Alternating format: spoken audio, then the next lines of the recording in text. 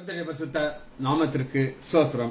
இன்னைக்கு நம்ம யாக்கோபு 1வது அதிகாரம் 7வது வசனத்தை தியானிக்க இருக்கிறோம். யாக்கோபு 1:7 ஜெபத்தோடு இந்த செய்திக்குள்ளே கடந்துடும். அதிகாலை நேரம் அப்பாவும் பாதம் ஆர்வமாய் வந்திருக்கிறேன். நாமம் சொல்லி ஓய்வேன்றி பாடி உள்ளா மகிழ்ந்திருப்பேன். கூக்குரல் கேட்பவரே நன்றி நன்றி ஐயா, யான் கூக்குரல் கேட்பவரே நன்றி நன்றி ஐயா, குறைகளை தீர்ப்பவரே நன்றி நன்றி ஐயா, யான் குறைகளை தீர்ப்பவரே நன்றி நன்றி ஐயா. பலனே கான்மலையே நன்றி நன்றி ஐயா, யான் பலனே கான்மலையே நன்றி நன்றி ஐயா. பெரியவரே என் உயிரே நன்றி நன்றி ஐயா, பெரியவரே என் உயிரே நன்றி நன்றி ஐயா. நினைவெல்லாம் அறிபவரே நன்றி நன்றி ஐயா, யான் நினைவெல்லாம் அறிபவரே நன்றி நன்றி ஐயா. நிம்மதி தருபவரே நன்றி நன்றி ஐயா, எனக்கு நிம்மதி தருபவரே நன்றி நன்றி ஐயா. நலம் தரும் நல் மருந்தே நன்றி நன்றி ஐயா, நலம் தரும் நல் மருந்தே நன்றி நன்றி ஐயா. நான்மைகளின் ஒற்றே நன்றி நன்றி ஐயா, நான்மைகளின் ஒற்றே நன்றி நன்றி ஐயா. மரணத்தை ஜெயித்தவரே நன்றி நன்றி ஐயா, மரணத்தை ஜெயித்தவரே நன்றி நன்றி ஐயா. மன்னா பொலேந்தவரே நன்றி நன்றி ஐயா, எனக்கு மன்னா பொலேந்தவரே நன்றி நன்றி ஐயா. விண்ணப்பம் கேட்பவரே நன்றி நன்றி ஐயா, யான் விண்ணப்பம் கேட்பவரே நன்றி நன்றி ஐயா. கண்ணீர் துடைப்பவரே நன்றி நன்றி ஐயா, யான் கண்ணீர் துடைப்பவரே நன்றி நன்றி ஐயா. இயேசுவே நாமத்தினாலே ஜெபங்களின் பிதாவே ஆமென். கர்த்தருடைய பரிசுத்த நாமத்திற்கு ஸ்தோத்திரம். நாகரத்னம் அம்மாள் பிரைஸ்லாட், ஆரோக்கிய Raj brother பிரைஸ்லாட், Daniel Rajesh, Janaki Ammal, Kavitha sister பிரைஸ்லாட். வசனத்துக்குள்ள வருவோம். யாக்கோபு 1வது அதிகாரம் 7வது வசனம். அப்படிப்பட்ட மனுஷன், எப்படிப்பட்ட மனுஷன்? முதல் வசனத்தில் இருக்குது. விசுவாசத்திற்கு கேட்கணும், விசுவாசம் கேட்கலாம். அது அப்படிப்பட்ட மனுஷன் தான் இது. தான் கர்த்தரிடத்தில் எதை ஆகிலும் பெற்றுக்கொள்ளலாம் என்று நினைப்பானாக. ஏதாவது பெற்றுக்கொள்ள நினைக்காத. காரணம்னா அடுத்த வசனத்திற்கு இருமனம் உள்ளவன், தன் வழிகள் எல்லாம் நிலையற்று. இது எல்லாத்துக்கும் எதை பெற்றுக்கொள்ள போகிறாங்கன்னா ஜீவ கிரீடத்தை. 12வது வசனம் பாருங்க. வாக்குத்தத்தம் பண்ணின ஜீவ கிரீடத்தை பெறுவான். இந்த ஜீவ கிரீடத்தை பெற்றுக்கொள்வதற்கு கண்டிஷன் நம்ம பார்க்கப்படும். சரி, இரு மனம் அப்படின்னு ஒண்ணு இருக்குது. எதுவுமே பெற்றுக்கொள்ள முடியாதுன்னு இருக்குது. ஒரு சின்ன கதை சொல்லிக்கிட்டு இந்த செய்திக்குள்ள போயிடும். கதை மனம், இரு மனம் அப்படிங்கிற ஒரு மனம். மனம்னால சிந்தை. அங்க ஒரே சிந்தை தான் இருக்கணும். ஆண்டவரை நோக்கி பார்க்கணும், ஜீவகிரீடத்தை பெற்றுக்கொள்ளணும், பரலோகத்துக்கு போகணும். ஒரு துறவி சன்னியாசி, அவருக்கு ஒரு 10 சீஷர்கள் குட்டி குட்டியா இருக்காங்க. இவங்க எல்லாம் அவருக்கு ஹெல்ப் பண்ணுவாங்க. அவரு இவங்களுக்கு எல்லாம் போதிப்பாரு. அப்படியெல்லாம் அப்படியே நடந்துட்டு இருக்கு. ஒரு நாள் ஒரு நதியை கடக்க வேண்டியிருந்துச்சு. நதிக்கு இந்த பக்கத்தில் இருக்கும்போது ஒரு மிக மிக அழகான ஒரு பெண் நின்றுட்டு இருக்கா. அவ துறவியை பார்த்த, ஐயா வணக்கம் சொல்லுமா, ஐயா நான் கொஞ்சம் சின்ன பொண்ணா இருக்கேன், அந்த பக்கம் நான் போகணும், நீங்க எனக்கு உதவி செய்ய முடியுமா அப்படின்னு கேட்கிறார். அவரு நல்லா ஜெய்ஜாண்டிக்கா உயரமானவர். வாமா என் தோளில் அமர்ந்து கொள் அப்படின்னு சொல்லி அந்த பொண்ணை தோல்ல உட்கார வைக்கிறாரு. இவங்கன்னா ஆழ வாய பழக்கிறாங்க.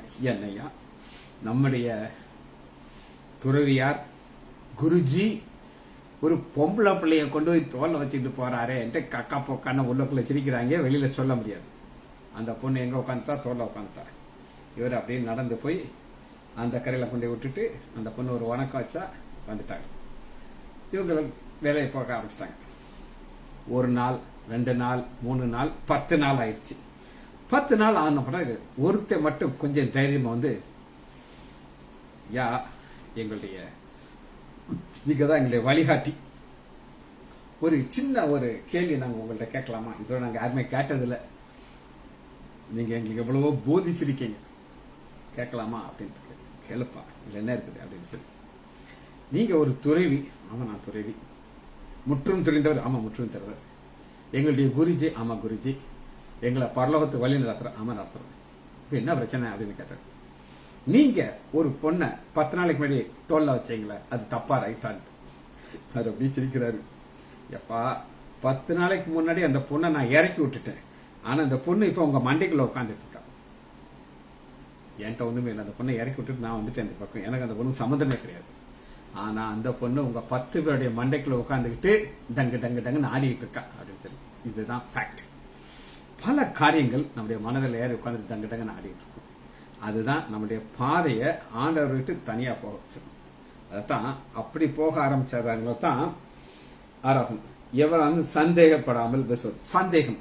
இப்ப இந்த குருஜி மேல உங்களுக்கு ஒரு சந்தேகம் வந்துச்சு. இவருக்கும் ஒரு பெண் ஆசை வந்துருச்சோ அப்படின்னு சொல்லி. வந்துச்சு, அதெல்லாம் வரல. அந்த பொண்ணு கேட்டா உதவி செய்துட்டு வந்துட்டார். ஆனா சந்தேகம் யார் மேல வந்துருச்சு? குருஜி மேல வந்துருச்சு. அப்படிப்பட்ட மனுஷன் கர்த்தரிடத்தில் ஏதாவது பெற்றுக்கலாம் நினையாதிருப்பதாக. இது மனம் எல்லாத்தையும் நம்ம சேர்த்து நீங்க நம்ம பார்க்க இருக்கிறோம். கிடைக்க இருக்கிறது என்னன்னா ஒரு கிரீடம். அந்த கிரீடம் எப்ப நமக்கு கிடைக்கும்னா நமக்கு ஒரு பாதை ஆண்டவர் வைத்திருக்கிறார். அந்த பாதையின் வழியாக போய் தான் நமக்கு என்ன கிடைக்கும்? சிங்காசனம் நமக்கு கிடைக்கும். எடுத்துக்கொள்ளோம்னா எபிரேயர். ஒரு பாதையை நம்ம மாற்றவே முடியாது. எபிரேயர் 12வது அதிகாரம் 1 வசனத்துல ஆண்டவர் சென்ற பாதையை நம்ம பார்க்க போறோம்.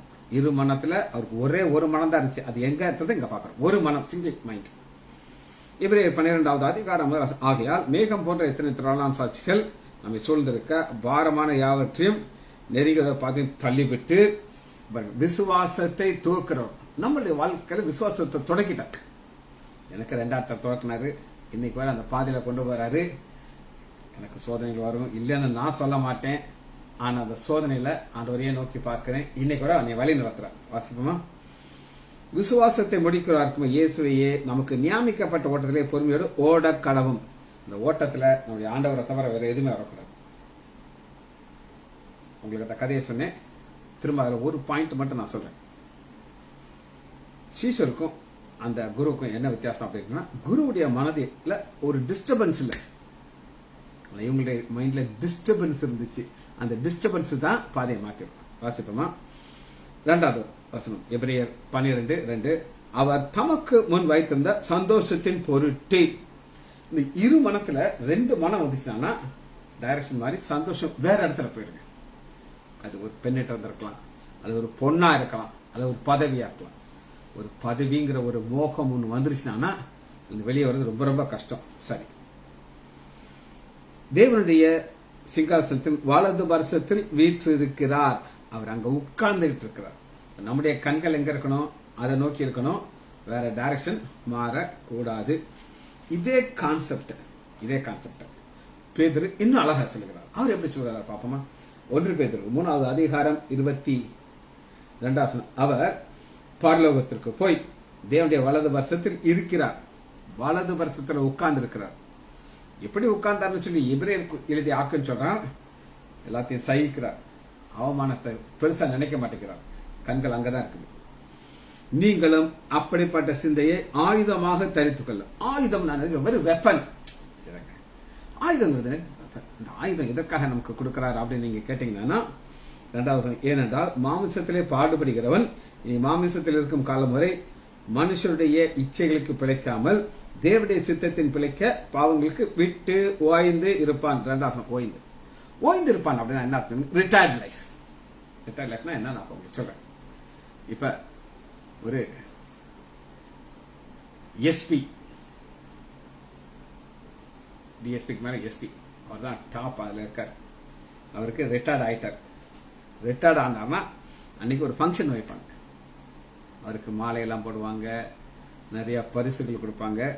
இவர் திரும்ப வரும்போது அவருடைய கவர்மெண்ட் கார்ல வரமாட்டார், சொந்தமா ஒரு கார், அதுலயே வருவார். அடுத்த நாள் காலையில நல்லா வரப்பா யூனிஃபார்ம் எல்லாம் போட்டு டாக் டாக் போக முடியாது. போனா உள்ள வேற ஒரு ஆள் உட்கார்ந்துருப்பார். ஒரு ஹெட் மாஸ்டர் இருப்பாங்க. ஹெட் மாஸ்டர் ரொம்ப டாப்ல இருக்காரு. ரிட்டையர்ட் ஆயிட்டார். ரிட்டையர்ட் ஆன உடனே அடுத்த நாள் இவர் எங்க உட்காந்துருக்கணும்? வீட்டுல இருக்கணும். அவர் கணக்கு போட தெரியுமா? தெரியும், எல்லாமே ஞாபகம் இருக்கும் அவருக்கு. ஆனா அதுக்கு போக முடியாது, ஏன்னா அங்க வேற ஒரு ஆள் உட்காந்துருப்பாங்க. அதான் விட்டு ஓய்ந்திருப்பாங்க. எதை விட்டு ஓய்ந்திருப்பாங்க அப்படின்னு நீங்க கேட்டீங்கன்னா, பாவங்களை விட்டு ஓய்ந்திருக்க வேண்டும். இத ஆயுதமாக தரித்துக் கொள்ளுங்கள். எதை ஆயுதமானா, எப்படி ஆண்டவராகிய இயேசு கிறிஸ்து பரலோகத்தில் இருக்க, அது ஒரு வெப்பன். இந்த ஆயுதத்தை குறித்து ஒரு சின்ன ஒரு உதாரணம் நான் சொல்றேன். சரி, ஒரு வாலிப பெண் இருக்கா, அழகான பொண்ணு. பார்த்தாலே உங்களுக்கு யாருக்குமே அப்படியே ஒரு 2 தடவை பார்க்கணும் போல இருக்கும். கொஞ்சம் வாலிப பசங்க என்ன செய்றாங்க, அவளை பின்னாடியே போவாங்க. பார்த்துருக்கீங்களா? ரொம்ப காமனான சைட்டு. போய் கிண்டலிச்சே போவாங்க. அதே பொண்ணு சேம் பண்ணு. இப்போ ஒரு யூனிஃபார்ம் மாட்டிருக்கா, போலீஸ் யூனிஃபார்ம், கையில ஒரு AK-47 கன்னை வச்சிருக்கா. இப்ப வேணா அது போவாங்களா? பயந்து ஓடியே போயிடுவாங்க. அப்ப அவ ஒரு ஆயுதத்தை வச்சிருக்கிறா, ஒரு யூனிஃபார்ம் போட்டிருக்கிறா, இவனுக்கிட்டே வர மாட்டாங்க. அதுபோல ஆண்டவர் நமக்கு ஒரு ஆயுதத்தை கொடுக்கிறார். என்ன ஆயுதம் அப்படின்னு கேட்டீங்கன்னா, பிதாவுடைய வலது புறத்துல ஆண்டவராகிய இயேசு கிறிஸ்து உட்கார்ந்து இருக்கிறத ஒரு ஆயுதமாக நீக்கணும் தரணும். அப்ப 2 மனம் இல்லாம ஒரு மனத்தில் நம்ம நினைச்சு போய் சேர்ந்துக்கணும். நம்முடைய முழு நம்பிக்கையும் ஆண்டவராகிய இயேசு கிறிஸ்து மேல வைக்க வேண்டும். இன்னொரு வசனத்தை நம்ம தியானிக்க இருக்கிறோம். எபிரேயர் 11வது அதிகாரம். எபிரேயர் 11வது அதிகாரம் முழுவதும் விசுவாசத்தை குறித்த அதிகாரம். 6வது வசனம் 11:6. விசுவாசமானது விசுவாசம் இல்லாமல் தேவனுக்கு பிரியமாயிருப்பது கூடாத காரியம். விசுவாசம், விசுவாசத்துல ஒரு ஸ்பெஷாலிட்டி இருக்குன்னா, கட் பண்ணிட்டீங்கன்னா அது சுவாசம். நம்மளால 3 நிமிஷம் தான் உயிரோடு வாழ முடியும். அதுக்கு மேல நம்மளால வாழ முடியாது. சுவாசம் செத்து போயிடும். அந்த விசுவாசம் போச்சுன்னா இந்த வாழ்க்கையை ஓட முடியாது. இப்ப ஆண்டவர்கிட்ட சேர விசுவாசம் தேவை. ஏனென்றால் தேவனிடத்தில் சேருகிறவன் அவர் உண்டு என்றும். அது தாங்க பிரச்சனையே. அதை பார்க்க முடியுமா? முடியாது. வார்த்தையில பார்க்கலாம், நேரா பார்க்க முடியாது. நிறைய பேருக்கு அவரை பார்க்க ஆசை, முடியாது. அவர் தம்மை சேருகிறவர்களுக்கு பலன் அளிக்கிறார் என்று விசுவாசம். இதாங்க ரிவார்டு கொடுப்பார். இன்னைக்கு எனக்கு எத்தனையோ எத்தனையோ எத்தனையோ ரிவார்ட்ஸ் கொடுத்திருக்கிறார் என் பாதையில. அவரை பார்க்க முடியாது, எனக்கு ஒரு விசுவாசம் இருக்கு.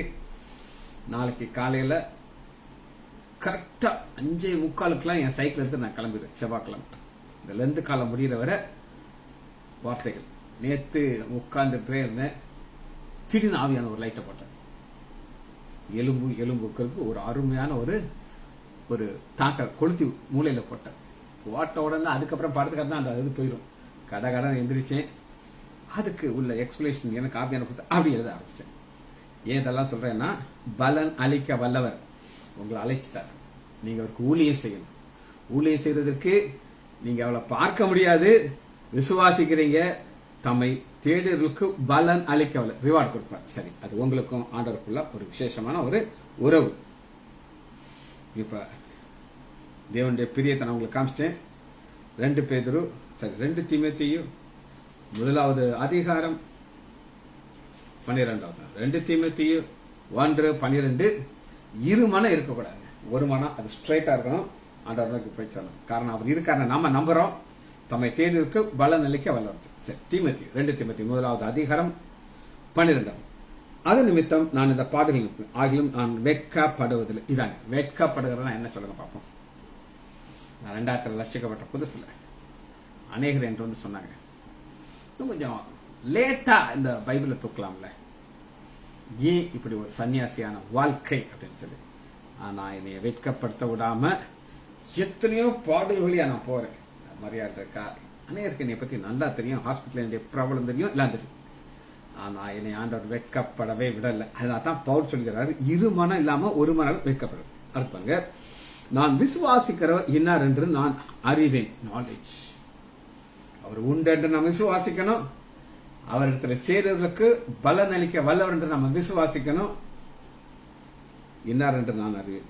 நான் அவரிடத்திலே ஒப்பு கொடுத்ததை அவர் அந்நாள் வரை காத்துக்கொள்ள வல்லவராக்கணும். அவரிடத்துல ஒப்பு கொடுத்ததை, கொடுக்கிறது வேற, ஒப்பு கொடுக்கறது. ஒரு பேனா இருக்கு, இப்பெல்லாம் இதுக்கெல்லாம் கிடையாது. அந்த காலத்துல நாங்க குல்பர்கால இருந்து விருதுநகருக்கு வரைக்கு ரிஜிஸ்டர் ஒரு ட்ரெயின்ல போனா அங்க ஒரு ஆபீஸ் இருக்கும். அந்த ஆபீஸ்ல போய் ஒரு ஃபார்ம் இருக்கும். இந்த ஃபார்ம் எழுதணும். பேனா இல்லாம வந்துருவாங்க. ஒரு சிலர் கேட்பாங்க, சார் பேனா கொடுங்க சார். அவர் என்ன செய்வார், இந்த முன்ன பின்ன தெரியாத வேலை, பேனா மூடிய கையில் வச்சுட்டு பேனாவை கொடுப்பாரு. எழுதிட்டு அப்படியே காத்திருந்து பேனா வாங்கிட்டு போயிடும். கொடுக்கறது ஏன்னா திரும்ப வாங்குறது. ஒப்பு கொடுத்தாச்சுன்னா கொடுத்தாச்சு, அதை திரும்ப வாங்க முடியாது. வாழ்க்கைய ஆண்டவருக்கு ஒப்பு கொடுக்கறது வேற, கொடுக்கறது வேற. இங்க ஒப்பு கொடுத்ததை அவர் அந்நாள் வரை காத்துக்கொள்ள வல்லவர். அந்நாள் வரை என்னைக்கு அந்நாளுங்கிறதுனா வானமும் பூமியும் ஒளிஞ்சு போயிரும், ஒரு புதிய வானம் புதிய பூமி உண்டாகும். அன்னைக்கு நம்ம ஆண்டவரை நமக்கு கிடைக்கக்கூடிய விசேஷமான ஆசத்தை அவர் கொடுக்க வல்லவராக இருக்கிறார். இதுதான் நமக்கு கிடைக்கிற ஒரு பாதை. இந்த பாதையில நாம் செல்லணும். இரு மனம் உள்ள ஒரு மனிதன் நமக்கு காட்டப்படுகிறது. இரு மனம் முன் இருந்து வாழ்க்கை நாசமா போச்சு.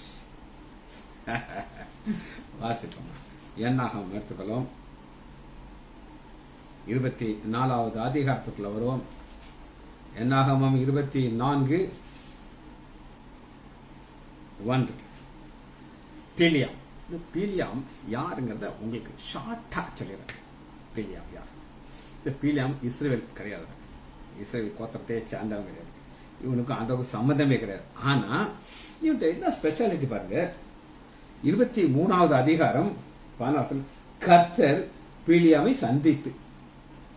அவர் இஸ்ரேல் மக்கள் கூட தான் இருப்பார். இந்த பீலியாம் கூட எப்படிங்க போய் சேர்ந்தாரு? பாஸ்டர் சுரேஷ் ராமச்சந்திரன் இந்த எக்ஸ்பிளேஷன், இது என்னுடையது கிடையாது. என்னுடையதுன்னா அது இதெல்லாம் எனக்கு எங்க தெரியும். அவர் சொன்னதை நான் உங்களுக்கு சொல்றேன். சரி, இந்த பீலியாம் யார் அப்படின்னு நீங்க கேட்டீங்கன்னா, இந்த பீலியாம் யாருங்கிறத நான் உங்களுக்கு வாசனத்துல இருந்து காட்டுறேன். அதாவது அவர் சொன்ன ஆசீர்வாதம் எடுத்துக்கலாமா? இந்த பீலியாம் யாருன்னு சொல்லி அவருடைய எக்ஸ்பிளேஷன். ஆதியாகமம் 14வது அதிகாரம் 18. உன்னதமான தேவனுடைய ஆசிரியர் சாலமோன் மெல்கிசேதேக். இந்த மெல்கிசேதேக்ங்கிறவர் தான் எருசலேம்ல இருந்தார். இந்த எருசலேம் சம்பந்தமே கிடையாது. ஆனா அவருடைய சந்ததிகள், அதாவது ராஜரீகம் உள்ளவர்கள் மட்டும்தான் அங்க இருப்பாங்க. ராஜாவுடைய சீட்ல இருக்கு. ஆனா எல்லாருக்கும் அந்த ராஜா சீட் கிடைக்காது. மற்றவங்களாம் அதாவது கொஞ்சம் கொஞ்சமா போய் இப்ப நம்ம பாக்குற இடத்துல இவங்க என்ன செய்றாங்க, குடி போகிறாங்க. குடி புகுந்து அங்க ஆண்டவர் அவங்கள தரிசிக்கிறார். கேட்டுப்பாங்க, ரெண்டுக்கும் ஒரு வித்தியாசம் இருக்குது. இவர்கள் எங்க இருக்காங்க அப்படின்னு கேட்டீங்கன்னா, என்னாகமம்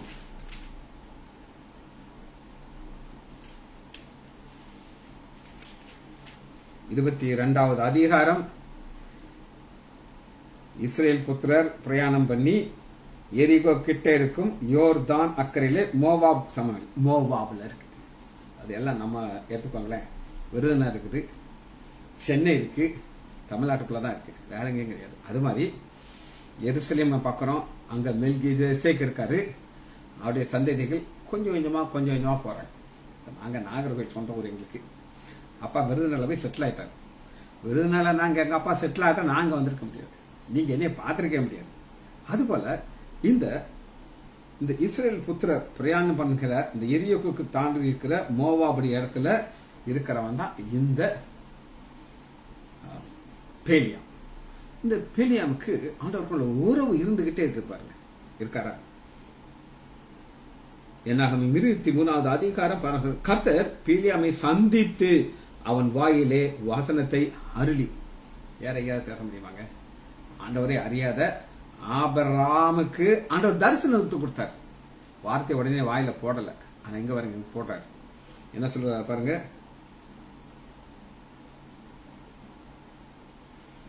ஸ்பெசிபிக்கா சொல்றது என்ன சொல்றாரு அப்படின்னு கேட்டீங்கன்னா பாருங்க. 15 பிள்ளையாம் சொன்னார், நான் போய் அங்கே போய் கர்த்தரை சந்தித்து வருகிறேன். என்னமோ பக்கத்து வீட்டுக்கார அக்காவை போய் பார்க்க போறமே நான் அந்த அளவுக்கு யாருக்கு ஒரு உறவு இருந்துச்சு. ஆனால் 2 மனம் உள்ளவன். 24வது அதிகாரம், இஸ்ரவேலை ஆசீர்வதிப்பதே கர்த்தருக்கு பிரியம் என்று பிள்ளையம் கண்ட பொழுது அவன் முந்தி செய்தது போல நிமித்தம் பார்க்க போவோம். நிமித்தம், இந்த நிமித்தம்னா என்ன அப்படின்னு நீங்க கேட்டீங்கன்னா, பிசாசோடு உள்ள ஒரு உறவுல கிடக்கு. நிமித்தம்னா ஜோசியம்னு வச்சுக்கலாம், நீங்க குறி சொல்றதுன்னு வச்சுக்கலாம். குறி சொல்றவங்க 100% குறி சொல்றவன் தான். அப்படியும் இருப்பான், போகாமல் வனாந்தரத்துக்கு நேராக தன் முகத்தை திருப்பி. இப்ப 2 வகையான இவனுடைய முடிவு உங்களுக்கு தெரியுமா? பட்டயத்தெல்லாம் செத்தான். இவனுடைய ஆசை என்னன்னா, நீதிமான் போல நான் மறிக்க வேண்டும் சொல்லி. இந்த நீதிமான் போல இவன் மறித்தது பட்டயத்தெல்லாம் மறித்தான். ஆனா நீதிமான் எப்படி மறிப்பான் அப்படின்னு நீங்க கேட்டீங்கன்னா, உபாகமம் எடுத்துக்கொள்வோம். நீதிமான் இப்படித்தான் மறிக்க வேண்டும். உபாகமம் 34வது அதிகாரம்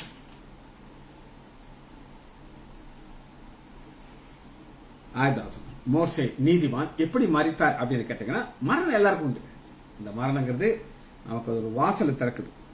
பர்வத்துல போய் தேவனுடைய பறக்குது. அப்படியே கர்த்தரின் தாசனாகிய மோசே மோவாப் தேசமான அவ்விடத்திலே கர்த்தருடைய வார்த்தையின்படி மறித்தான். வார்த்தையின்படி மறிக்கணும். சரி, இருமனத்தை குறித்து நம்ம தியானிச்சுட்டு இருக்கோம். அடுத்த ஒரு ஸ்டெப்புக்குள்ள நம்ம போக இருக்கிறோம். இந்த இருமனத்துல திரும்ப வசனத்தை நம்ம வாசிப்போமா?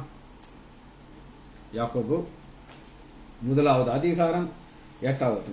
இருமனம் உள்ளவன் தன் வழிகளே எல்லாம் நிலையற்றவன். நிலையற்றதுன்னா என்ன சொல்லுங்க பார்ப்போம். சொல்லுங்க. இனி ஆண்டவர் இடத்துல வச்சுக்காது. அழைத்தார், ஊழியத்தை கொடுத்தார். அதே ஊழியம் அன்னையிலிருந்து இப்படியே தான் போயிட்டு இருக்குது. மாற்ற மாட்டேன். ஒரு தடவை கிதியோன்ஸ் அப்படின்னு ஒன்று இருக்கு, உங்களுக்கு தெரியுமான்னு தெரியல. இந்த பாருங்க, நான் உங்களுக்கு பைபிள் காட்டுறேன். இந்த மாதிரி பைபிள் இருக்கும். இவங்கெல்லாம் போய் மற்ற இடத்துல போய் கொடுக்கணும். எங்கிட்ட ஒருத்தர் ஃபோன் பண்ணி, சார் நீங்க நல்லா வசனம் சொல்றீங்கன்னு கேள்விப்பட்டேன் சார். அப்படியா, சந்தோஷம். நீங்க ஒரே இடத்துல உட்கார்ந்துருக்கீங்க சார். ஆமா, உட்கார்ந்துருக்கேன். நீங்க பல ஊர்ல போய் இந்த வார்த்தைகளை சொல்லணும். சொல்ல முடியாது, நான் வயசாயிடுச்சு, எனக்கு பைபாஸ் ஆபரேஷன் பண்ணி இருக்குது. இந்த இடத்துல உட்கார்ந்து அந்த வார்த்தையை நான் பிட்டு கொடுக்குறேன், அதோட என் வேலை பண்ணுச்சு. இல்ல சார், கிதியோன்ல ஆக்டிவ் ஆகணும் சார். நான் சொன்னேன், கிதியோனை பத்தி நான் உங்களுக்கு சொல்லட்டா அப்படின்னு கேட்டேன். சொல்லுங்க சார் அப்படின்னாரு. பிரதர் ஆர் ஸ்டான்லி, உங்களுக்கு தெரியுமா? ஏன் சார் தெரியாது அப்படின்னா, இந்த பிரதர் ஆர் ஸ்டான்லி இவங்களுடைய ஒரு மீட்டிங் கூப்பிட்டாங்க. அதாவது ஒரு பெரிய மீட்டிங், டிஸ்ட்ரிக்ட் லெவல்ல ஒரு மீட்டிங்ல இவரை கூப்பிட்டுருக்காரு. பிரதர் ஆர் ஸ்டான்லியோடைய டீச்சிங்ல வளர்ந்த ஒரு மாணவன் நான். அவரை சந்திச்ச எல்லாத்தையும் சொல்லியிருக்கேன். ஆர் ஸ்டான்லி பிரதர் என்ன சொல்றாரு அப்படின்னு கேட்டீங்கன்னா, யூ கிதியோன்ஸ் அப்படிங்கிறார். எல்லாம் அப்படி போன மாதிரி பாக்குறாங்க. நீங்க எல்லாருக்கும் பைபிள் கொடுப்பீங்க, ஆனா நீங்க வாசிக்க மாட்டீங்க. இதுக்கு ஒரு உதாரணம் நான் சொல்றேன். ஒரு கதை சொல்ல ஆரம்பிச்சார். அது என்ன கதை அப்படின்னு கேட்டீங்கன்னா, இந்த இருமதனத்துல இதெல்லாம் வருது உள்ள. ஒரு பெரிய சோப் ஃபேக்டரி இருக்குதுங்க. Soap factory. இந்த சோப் ஃபேக்டரியில போய் பாத்தீங்கன்னா எல்லாரும் அழுக்கா இருக்காங்க. நாத்தம் புடுங்குது. எல்லாம் சட்டையெல்லாம் அழுக்கு அழுக்கு அழுக்கு. ஏன்னா அவன் சோப்பை தயாரிக்கலே இருக்கிறாங்க. வேர்க்குது. அவன் அதை ஊத்துறான், இதை ஊத்துறான். ஒருத்தையும் கூட நீட்டா இல்லை. திடீர்னு ஒரு ஆள் சொல்றாரு, நீங்க பண்ற சோப்பு குவாலிட்டி நல்லா இல்லையா ஐயா, இது சோப்பு மோசமான சோப்பா இருக்கோ அப்படின்னு சொல்றாங்க. எங்க சோப்பு சூப்பரான சோப்பியா, இப்ப நீங்க எல்லாம் அழுக்கா இருக்கீங்க அப்படின்ட்டு. என்ன அர்த்தம் அப்படின்னு கேட்டீங்கன்னா, இந்த இருமனம் இருக்கக்கூடாது. ஒரு சோப்பு ஒரு மனுஷனை சுத்தம் படுத்தணும் என்ன செய்யணும்னா, பாத்ரூம்குள்ள போகணும். அழுக்கு ட்ரெஸ் எல்லாம் கலத்தி தூர போட்டுட்டு அந்த சோப்பை நல்லா உடம்பு ஃபுல்லா தேய்ச்சி தண்ணியில கழுவி கழுவி கழுவி அந்த அழுக்கெல்லாம் போயிடும். அப்பதான் சோப்பு வேலை செய்யும். அதுபோல நீங்க பைபிளை கொடுத்துக்கிட்டே இருக்கீங்க பாத்தீங்களா, அது ஒண்ணும் செய்யாது. நீங்க வாசிக்கணும், நீங்க மனம் திரும்பணும். நீங்க மனம் திரும்ப இருந்தா இந்த ஊழியம் எல்லாம் வேஸ்ட் அப்படின்னு சொல்லுங்க. அது பயங்கர குஷி ஆயிடுச்சு. இது அந்த பிரதருக்கு நான் சொன்னேன், நீங்க என்ன பண்ணுவீங்க தெரியுமா? அந்த பிரதர் சொல்லட்டா, இப்ப எங்களை மாதிரி கொஞ்சம் பேரை சேர்த்து வைங்க. சேர்த்து என்னைய ஒரு பிரசிடென்ட் ஆக்குவீங்க. ஆமா, ஆக்கிடுவோம், நல்ல சந்தேகமே இல்லைன்னு. அடுத்து ஒரு ரீஜனல் மீட்டிங்க்கு நீங்க வரணும் அப்படின்னு சொல்லுங்க. பதவி மட்டும் கொடுப்பீங்க, ரீஜனல் மீட்டிங். அங்க போனா அங்க எலெக்ஷன் இருக்கும். பிரதர், நான் தாங்க உங்களை இதுல கொண்டு வந்தேன். நீங்க இந்த எங்க மாமா நிக்கிறாரு, அவருக்கு நீங்க ஓட்டு போடணும். மாமா யாரு உங்களுக்கு தெரியாது, அது ஏன் மாமா. அப்ப சின்ன மீனை போட்டு பெரிய மீனை பிடிப்பீங்க நீங்க சொன்னேன். அதுக்குள்ள எனக்கு கொஞ்சம் வேலை இருக்குன்னு அந்த பிரதர் போனை கட் பண்ணிட்டார். இது எதுக்கான இருமனம். எனக்கு ஒரு ஊழியத்தை ஆண்டவர் கொடுத்திருக்கிறார், இந்த பாதையில நான் போயிட்டு இருக்கேன். அங்கிருந்து மாறவே கூடாது.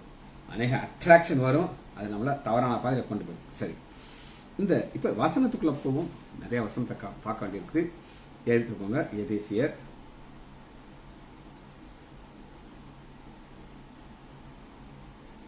எபேசியர் 3வது அதிகாரம் 12வது. எபேசியர் 3:12. அவரை பற்றும் விசுவாசத்தினாலே அவருக்குள் நமக்கு தைரியமும் திட நம்பிக்கையோடும் தேவனிடத்திலே சேரும் சிலாக்கியத்தை உண்டாய்.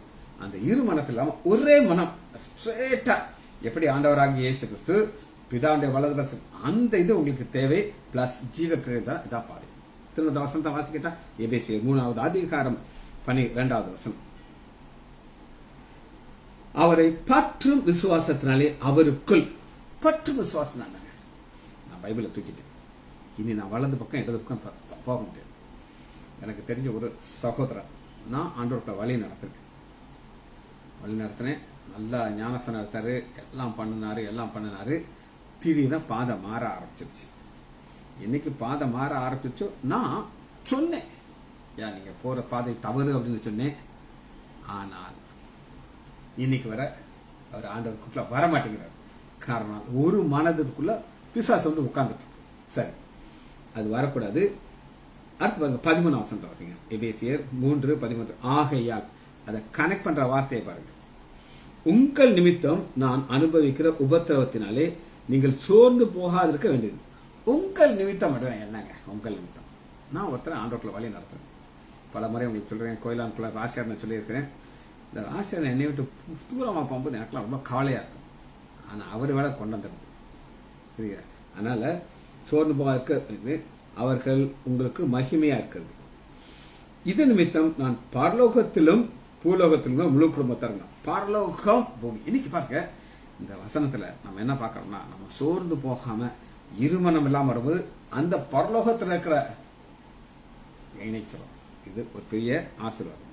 சரி, அடுத்து தேவை என்ன அப்படின்னு கேட்டீங்கன்னா 4வது அதிகாரம் 3வது வசனத்தை வாசிக்கிறது. சரி, முதல் வசனம். ஆகையால் கர்த்தர் நிமித்தம் கட்டுண்டவனைய நான் உங்களுக்கு சொல்லுகிறது. கர்த்தர் நிமித்தம் கட்டுண்டவனா என்ன சொல்ல பார்ப்போம். இப்ப பவுல் எங்க இருக்காருன்னா ஜெயில இருக்காரு. ஜெயில இருந்த நிருபம் தான் எபேசியர். உட்கார்ந்து இருக்காரு, கவலையா இருக்காரு. ஆனா நீங்கள் அழைக்கப்பட்ட அழைப்புக்கு பாத்திரங்களை நடந்து இதாங்க. என் வாழ்க்கைய எனக்கு 23 வருஷம் ஓடிட்டு, எப்படி ஓடிச்சே தெரியலங்க. இப்பதான் ஆரம்பிச்சாப்புல இருக்கு. 23 வருஷம் ஓடிடுச்சு. ஆனா ஆண்டவர் பாதையை மாத்தாம வச்சிருக்காரு. அழைக்கப்பட்ட அழைப்புக்கு பாத்திரமாய் நடந்து. ஒரு உதாரணம் நான் சொல்றேன். பிரதர் டிஜிஎஸ் தினகரன் உங்களுக்கு நல்லா தெரியும். மறைச்சிட்டு பரலோகத்தில் இருக்காரு. ஆனாலும் அவர் ஒரு மீட்டிங் போட்டார்னா 4 லட்சம் 5 லட்சம் 8 லட்சம் 10 லட்சம் வருவாங்க. அப்படி கூட்டம் அலமோதும். அவருக்கு ஒரு நாள் ஒரு கேசட்ல சொல்றாரு, இன்னைக்கு நீங்க பார்க்கிற டிஜிஎஸ் தினகரன் ஒரு காலத்துல எப்படி இருந்தார் அப்படின்னு நீங்க கேட்டீங்கன்னா, அன்னைக்கு யாருக்குமே தெரியாது டிஜிஎஸ் தினகரன். ஆனா கையில ஒரு கிராமபோன் வச்சிருப்பேன். முச்சந்தி இந்த பக்கம் இந்த பக்கம் இந்த பக்கம், அந்த பக்கம் கையில பைபிள வச்சிருப்பேன். பைபிள வச்சு மைக்ரோபோன் வச்சுட்டு இயேசு நல்லவர் இயேசு நல்லவர்னு சொல்லி ரோட்ல நின்று கத்திக்கிட்டே இருப்பேன். ஒரு பைபிள் என்னை பார்க்க மாட்டேன். ஏதாவது ஒரு ஆலயத்துல போய் கேட்பேன், பாஸ்டர் நான் செய்தி கொடுப்பேன், எனக்கு ஒரு சான்ஸ் கொடுங்கன்ட்டு. 10 நிமிஷத்துக்கு பேசக்கூடாது அப்படின்னு அவங்கள விடுறேன். 10 நிமிஷத்துக்கு நான் கெஞ்சி இருக்கேன் எத்தனையோ பாஸ்டர்கள். இப்ப எல்லாரும் எங்கிட்ட வந்து அப்பாயின்மெண்ட் கேட்கறாங்க, எங்க ஆலயத்துக்கு வாங்க எங்க ஆலயத்துக்கு வாங்கன்னு சொல்லி. அதான் இங்க நம்ம பார்க்கணும். நல்லா கேட்டுக்கோங்க, பொறுமை இருக்கணும் இந்த பாதையில போறதுக்கு. 2வது வசனம் எபேசியர் 4:2. மிகுந்த மனத்தாழ்மையும் சாந்தமும் நீடிய பொறுமையும் உண்டான அன்பினாலே ஒருவரை தாங்குறதுன்னா உங்க நம்ம அதுல ஒரு பிரச்சனை வருதா, நான் என்ன செய்யணும், அன்பினால தாங்கணும், கண்டிக்க கூடாது. சமாதான கட்டுனாலே சமாதான கட்டுங்கிறது ஒரு பெரிய பிரச்சனை. நமக்கு ஒரு பெருமை வந்துடும், நான் தான் பெரிய ஊழியக்காரன் வந்துருச்சா, உங்களை வந்து நான் சீப்பா பார்க்க ஆரம்பிச்சேன், கண்டிக்க ஆரம்பிச்சேன். அது கேட்கக்கூடாது. ஆவினாலே ஒருவரை ஒருவர் காத்துக்கொள்ள ஜாக்கிரதையா இருங்க. இதெல்லாம் எதற்காக தேவைன்னா தொய்ந்து போறது. சரி, திரும்ப வசனத்துக்குள்ள வருவோம். என்ன பிரச்சனைங்கிறத நான் உங்களுக்கு காட்டுறேன். இருமனம் உள்ளவன் தன் வழியிலே நிலையற்றவன் இருக்கிறான். இது என்ன அப்படின்னு கேட்டீங்கன்னா, மனுஷனுக்கு இருமனங்கிறது ஒரு பெரிய காரியம். அப்படி இருமனம் வந்து பாதையை விட்டு போன ஒரு நபர் அன்னைக்கு பார்க்கப்படும். ரைட். அவர் பேர் தேமா. தேமா. இந்த தேமா உடைய வாழ்க்கையில எப்படி ஆரம்பிக்கிறார் அப்படின்னு நீங்க கேட்டீங்கன்னா எடுத்துக்கொள்ளுமா. 2 தீமோத்தேயு எடுத்துக்கொள்வோம். 2 தீமோத்தேயு 4வது அதிகாரம் 10வது வசனம். 4:10. தேமா இப்பிரபஞ்சத்தின் மேல் ஆசை வைத்து என்னை விட்டு பிரிந்து. என்ன ஒரு ஆச்சரியம் பாருங்க.